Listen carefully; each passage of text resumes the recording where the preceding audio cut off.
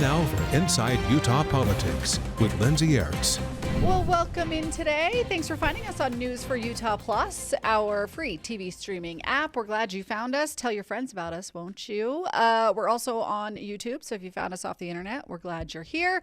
Joining me today, two amazing Republicans, Adam Gardiner and Rusty Cannon. Hi, fellas. Hi, thanks for having us. Why are you laughing when I said Just amazing? the way you said Republicans is like That is not how I said it. I said two amazing Republicans. You hesitated.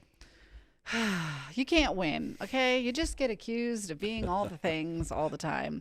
I am happy you're both here to talk about all of the issues. You know, we are a Republican state, so a lot of our leaders are Republicans, so you're the perfect people to have here to tell us what the majority party is up to this week.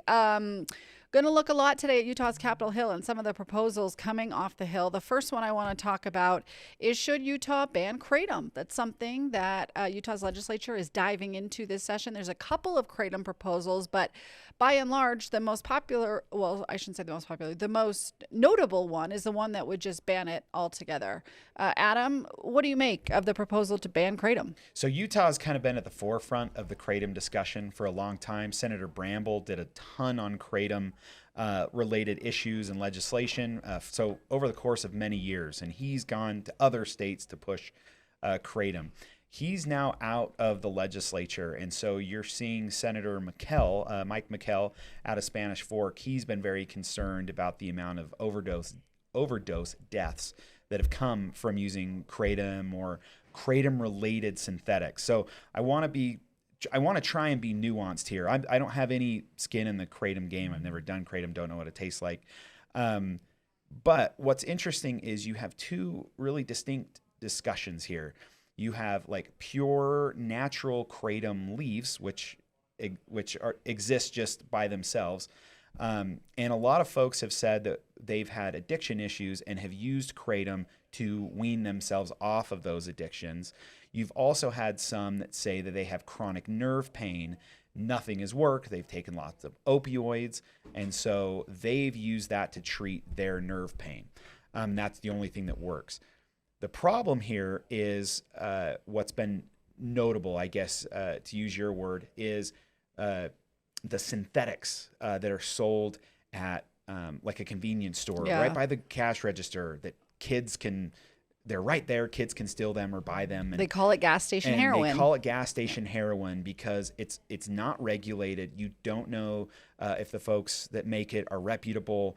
It is a drug. Like, let's just be clear about that. It is a drug. It does have some very negative effects. And so there's no way to regulate how much you take. You're using it to treat your own pain, but you're self-medicating. No doctor is studying this and knows this and can dispense it for you. So you're just completely guessing. And because of that, Senator McKell argues and others argue that poison control calls, deaths, overdose deaths from kratom have skyrocketed. So you have all these different ideologies kind of pitting themselves against each other, and you have three kratom bills dealing with enforcement, some just dealing with synthetics. It's called 7-OH is what they're called, and then you have natural plant substance kratom. And then you have just outright bans. So it'll be very interesting up at the legislature to see where they land on this issue and how they conflict. Yeah, and Senator McKell had to circle his bill today. He just said there wasn't a fiscal note attached to it, which just means they don't have the money piece locked down, and you have to have a fiscal note to hear the bill. So there was no other reason why it got circled today. But Rusty, I think Adam did a fabulous job explaining the nuance of this issue. Maybe not so simple as, do we just ban it or not? What do you make of the fact that sort of like THC, there's some people who use it to relax, are in serious pain. We heard those people come and testify during this hearing. Is it as simple as just saying we should ban it? No, that's the issue. I don't think it is that simple. I mean, you don't want to take away avenues for those that use it for legitimate reasons, if there are legitimate reasons to use it. I don't know a whole lot about it. However, I've heard some anecdotal stories and have a basic understanding. But this is an example of where sometimes the legislature can, I'm not saying they are in this instance, overstep and go too far with a knee-jerk reaction. And so debate is likely needed to make sure that everyone understands, the good and the bad that come with this. I don't doubt what Senator McKell has as far as talking points and ideas as far as a reason to a ban, but as Adam explained, if there are legitimate uses that are helping people with pain relief and all, maybe there's some balance that can be found. Usually there's somewhere in the middle on bills like this where they're somewhat controversial or a little bit heated, somewhere in the middle that you can land that really helps settle the issue a little bit better than just an outright ban. However, maybe that's where the legislative will wants to go. We'll have to see. Yeah. Can I add one more thing? Please. Lindsay? You mentioned cannabis, and the legislature has done a pretty decent job over the last 5, 6, 10 years trying to figure out the nuances of cannabis as well and THC. That's used medicinally. There are over 100,000 patients in the state of Utah using it currently. But then you have unregulated hemp products that contain THC that kids can buy from a mall and get high on. And so the enforcement piece is also a really big deal. It's like the legislature says we've spent all this time trying to figure it out, and we have to close loophole after loophole after loophole. And on kratom, there is no program that deals with kratom itself or the nuances of the synthetics. And that's really hard to pin down, especially since the FDA has not classified it as a drug, but a supplement. Right. Yeah. And it'll be interesting to see where they go because I think Senator McKell just hard and fast wants the ban, says the kratom industry he's not even working with them because he just feels like they are too big, sort of like the opioid industry, right? Where they're just want to make money off people being addicted to it. But obviously, as we've discussed today, there's some nuance to it. So appreciate that discussion. Okay, another should. You're looking at this screen right now that says, should Utah ban kratom? I also want to talk about, should Utah require voter ID to cast a vote? It's something that the Utah House of Representatives is considering. I will tell you that I just got out of a meeting with House leadership, and at this moment, I don't have an online article yet because I came right to this recording. So you guys are hearing this first, is that the House is moving forward with a plan to mail out everybody's ballot, but then require you to turn it in person with an ID. So that would mean if you take it to a drop box or your county vote center, you got to show your ID when you drop it off. Maybe those are two separate questions, and they are. Should we just require voter ID? And if we do, is this the right way to require that voter ID? Well, this is going to be interesting. So maybe you don't know this yet. Are they proposing that as you drop it at one of those ballot boxes, like I have one where I live in Farmington, where you guys drive up and drop it off. Are they saying there would be someone standing there waiting to look at my ID? And right now they've proposed about $280,000 to help the county staff their ballot boxes. The sponsor told us a couple days, maybe a week or so leading up to the election, they would staff it. So it wouldn't be staffed the entire, return your ballot window, right? We have like 3 weeks to get our ballots back in, right? It would only be staffed. They haven't worked out those details yet. He said he was meeting with the county clerks in the coming week. So some of those logistics, I think, are part of the concern here of how do you actually implement this plan? I think there's two. I'd love to hear Adam's opinion as well. There's two things I think here is voter ID proper, right? That's one argument. And second of all, like you mentioned, logistics. The logistics sound a little bit complicated from what you're explaining. I'm not sure how that would work. However, this is a valid question, which we can talk about. Is voter ID a good idea or a bad idea? And your thoughts. I want to know what you think. I personally feel like it can be a good idea if implemented correctly. I think there are all kinds of situations in life where you show ID to do very basic things.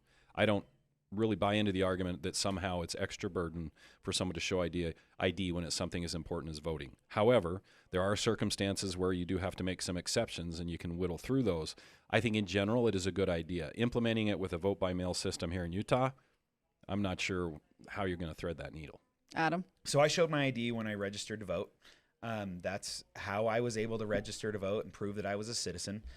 So that's already still a requirement. I'm just thinking of the logistical issues that we're going to have. So we keep calling them mail-in ballots. This would prevent you from being able to mail it in because you're not showing your ID. Is that correct? I brought up that point to them. Is this effectively getting rid of vote by mail? And they say no, because they say there are some folks who will still, you think of the homebound, you think of those in nursing homes, they will still have the ability to opt in. You'd have to, that's going back to the law as it was before 2011. Yeah, you would have to opt in to return your ballot by mail. They're no longer vote by mail. It's absentee ballots. And it's vote out by mail, but not return your ballot in by so, mail. Yeah.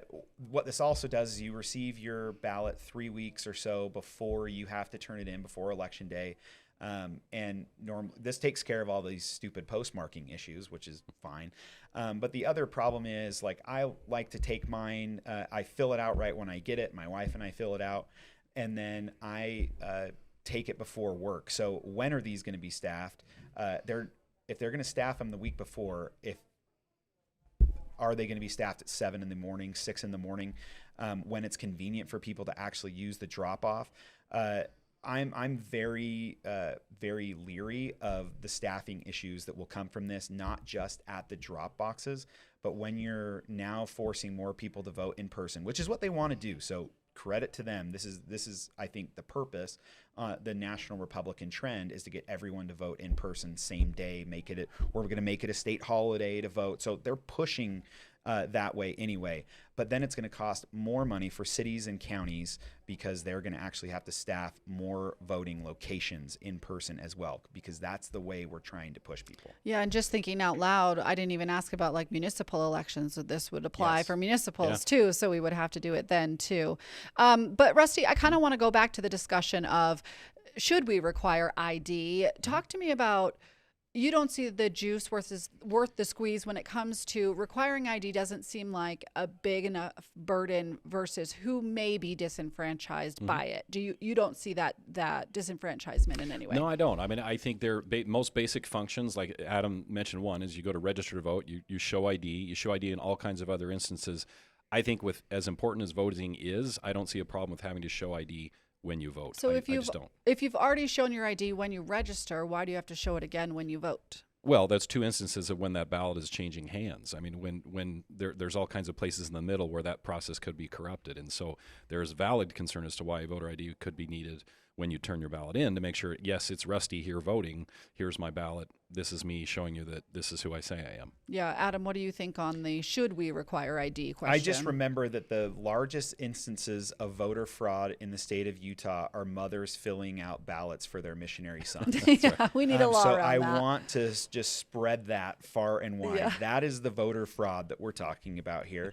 I think it's important to know, look, I'm no expert and I have no dog in this fight. I'll do whatever I have to do to vote. But I get that we're not most people. So some people, as you create more barriers, are not going to jump through those extra hoops. Yeah. So I'm fine with whatever they decide to do. I'll do it. But we just went through an audit to find out how many non-citizens were voting. And if I recall, I think that number was 1. So I was going to say under 4, which 1 is under 4. Yeah, there were 4 in a previous finding and then 1 in this current review. Yeah. So, which I think is awesome, and credit to our county clerks who are finding fraud. We just saw the Utah county clerk who was finding a bunch of fraud, signatures not matching, addresses being spelled wrong, found fraud on some signature gathering packets. That's awesome. I think our clerks are doing a really good job at finding fraud. So the legislature has to decide, do we want more hoops for folks to jump through? Yeah, we'll see whether this plays out. It remains to be seen whether the Senate is on board with this proposal. They seemed a little lukewarm to it last year.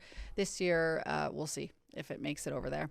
All right, another question that is being pondered at the Utah State Legislature is, should Utah require gun storage at big public venues? Think the Delta Centers, think the Fair Park District. This used to be a bill. It's being run by Representative Candace Prucci. She unveiled it as a proposal to require these public entities who take more than $1 million in public funds to allow concealed carry, because she says we are a concealed carry state, and thus, if you take tax dollars, you should have to follow concealed carry laws. However, on Friday, this bill significantly changed to where now it requires these entities to provide gun storage or gun lockers at their venues.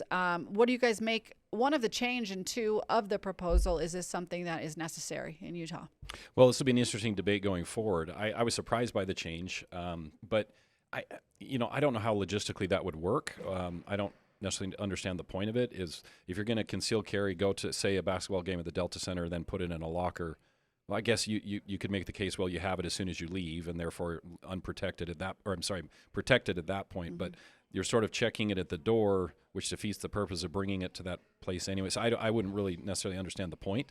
Unless you are just planning on getting robbed if you walk by Rio Grande. That's probably true. could be it. Yeah, and you can make a valid point that there are places outside the Delta Center where you want that protection, and that's totally fine. It seems like I would have the sponsor would have wanted to go towards the initial or the original form of this bill, which is, hey, if you have that concealed carry, you can do it wherever you please. This is totally speculative, but I feel like somebody maybe got a hold of her in terms of like it the appears NBA or that. the NHL or something like that, Yeah. and the bill significantly changed to where they were like, we don't like this proposal. Again, have no information that is happening, but Adam, how do you see it? Do we need this gun storage for people who are allowed to carry? We've had this conversation a number of times when the Delta Center was actually built, because it was built with state money and then paid back by the Larry H. Miller Corporation. We've had it for a while. Also, when they redid the Delta Center before Ryan Smith bought it, it was done with millions in taxpayer money, and they're getting a lot of taxpayer money to redo the Delta Center again and the whole district. So I get that argument, and it's completely fair. And yes, I believe that we should be able to concealed carry in a lot of these places.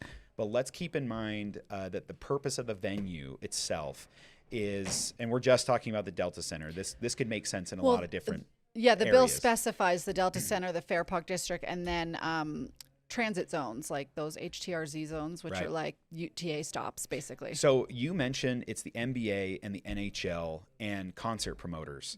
These are the folks that do not want to have any type of concealed carry at their events. So you have to weigh, yes, we have the right to concealed carry, versus the entertainers who are saying, then we will never book a concert here again if this is your rule. And that may be fine. So if that's what you want, if you want the freedom to carry in these places, then that's what you get. So the legislature just has to weigh those two options of maybe we get fined by the NBA or the NHL, or they actually pull events from the area. I don't know what they're capable of doing. I do not regularly talk to Adam Silver on this subject. So, but that's why I say it seems like someone got a hold of them, right? They would just have to weigh that decision, because I don't think the MLB or when we get a new team here in Salt Lake, or the NHL or the NBA or concert promoters are going to have be comfortable with this. Yeah, and the bill also maintains that, or requires that, you store these guns and then they will keep them on the premises. If you like forget or something and leave your gun there, the venue's responsible for them for the next 24 hours, and then they turn them over to law enforcement. So there's a whole question of like, logistically, that's really tough. Yeah, like who's in charge there and what happens when the gun owner comes back to get it and all that stuff. If you put them up for like auction right after somebody forgets them, I'd be all put a special tax on it, and we can make some money. We can earn back that state revenue. Okay, finally here, we also have some news in the redistricting lawsuit today, which is that a federal panel of judges will hear Utah's challenge to the U.S. Constitution when it comes to Utah's redistricting case. If you remember last week, Representatives Burgess Owens and Celeste Malloy, along with 11 other local elected officials, challenged in federal court Utah's redistricting ruling, saying that it violates the U.S. Constitution, which provides, they say, for the legislature to draw the districts when it comes to redistricting. Guys, I imagine you feel this is good news, that the panel's going to hear it. We've got a hearing scheduled for a week from Wednesday, February 18th, so I plan to be there. What do you make of this latest update? I think it's good news. They're moving the ball down the field far better than the New England Patriots can. Okay, I see what you did there. Referencing to the boring Super Bowl yesterday. But no, I think it's great. I'm glad they got the 3-judge panel. That's what they asked for, February 18th. This, to me, looks like the court is amenable to at least trying to make some sort of decision, because, correct me if I'm wrong, that's like 2 weeks, maybe 3 weeks before the end of the filing deadline. They gotta move quick. Well, and the lieutenant governor has told the courts there's a February 23rd deadline to say we need to know which map we're using here.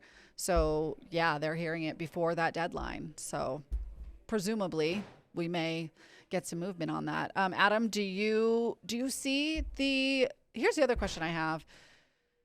What happens when the state is the one being sued here, right? The lieutenant governor.